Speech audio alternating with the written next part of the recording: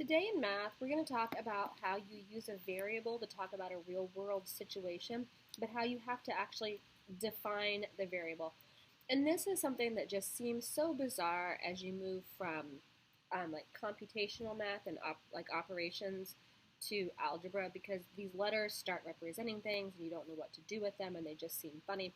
But I promise you, in no time at all, letters and variables will be easy to you. So to start with, go ahead and make sure you're on page 107, and we're going to do some practice problems together because this is part of the lesson. So it's not optional. You can't just sit and listen. You have to actually participate. So if I ask to see your math book, I would expect to see these pages then.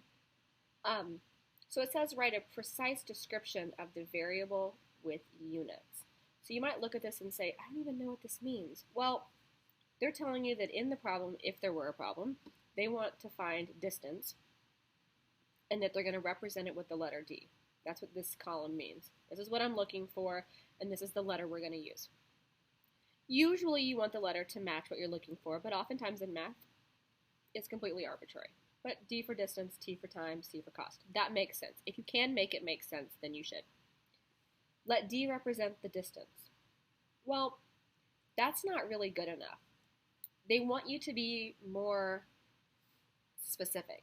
So think about all the different ways that you can represent distance. And if we were in class right now, I would call on you and ask you different ways to represent distance. But think about inches, feet, miles, kilometers, meters, yards. It doesn't really matter what you choose, but what you're doing is you're writing it over. Let D represent the distance,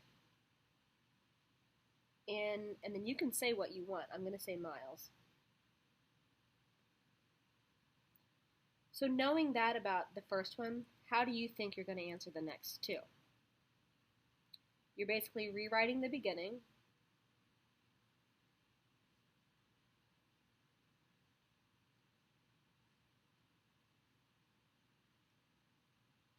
What are some units of time that you're familiar with?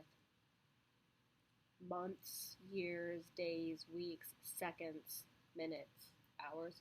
I'm just going to say hours. It doesn't matter because this isn't a real problem yet. So they're trying to get you to understand that you have to be specific when you identify a variable.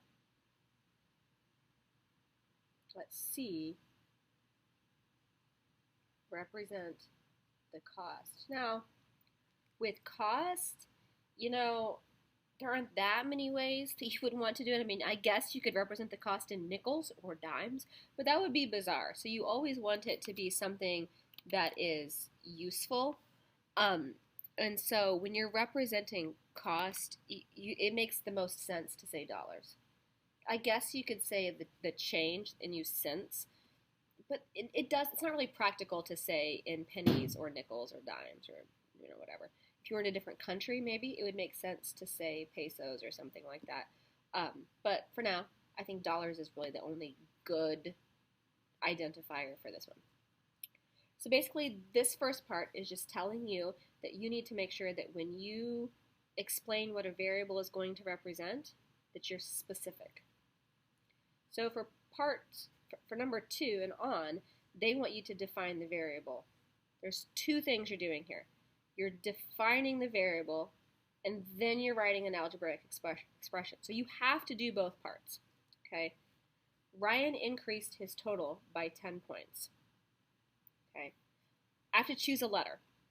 I'm going to choose P for points.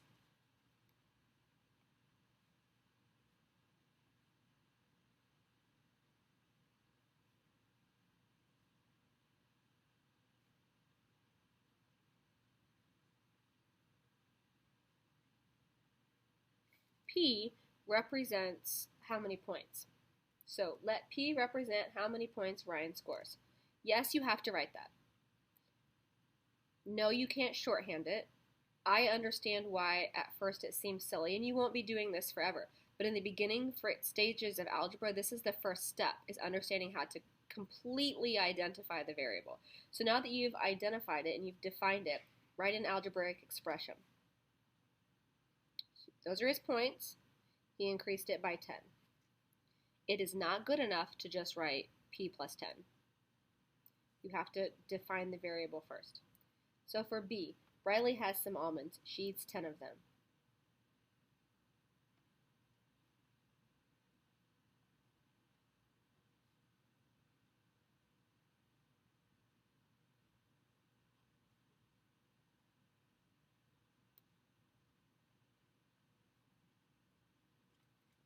Let A represent the number of almonds Riley ate.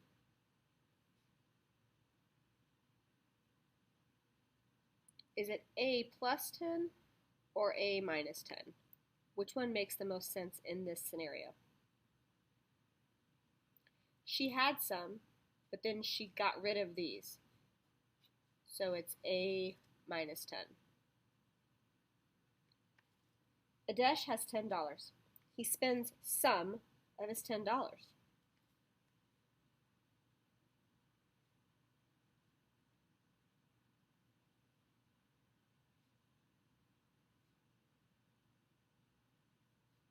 This one's a little different.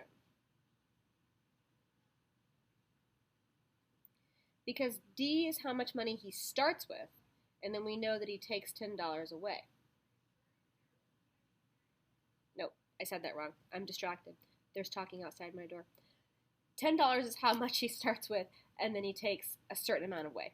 So I start with $10, and I subtract D. We don't know how much we took away. That's what we're trying to find out. Now remember, you're not actually solving these. At this point, guys, these expressions are not solvable. You don't have enough information. So that's page 107. They just ask you to continue thinking about different ways to identify the variable, okay, and then solve, and then write the expression. So I want you to think about those things today. Your assignment is the exit ticket on page 113. Tara has 4 fewer goldfish than Julie. This is defining the variable. So defining the variable is doing this, where you say let. Let whatever the letter you choose represent whatever the situation is. Use the variable to write an expression. That is when you actually write the expression. And then it says write a situation that can be expressed by this expression. So you're writing one of these. And then you're defining the variable. Let this represent this, and then make sure you have the situation. Okay, so that is what you're going to be doing today. Make sure you've written in your notebook or in your workbook the problems that we did together. And then right now, you're not turning that in, but you are going to do page 113, rip it out, and turn it in. If you don't finish it, it's homework. And you know that when you finish, it's do finish DMR and then work on your dream box. That's all there is to do today.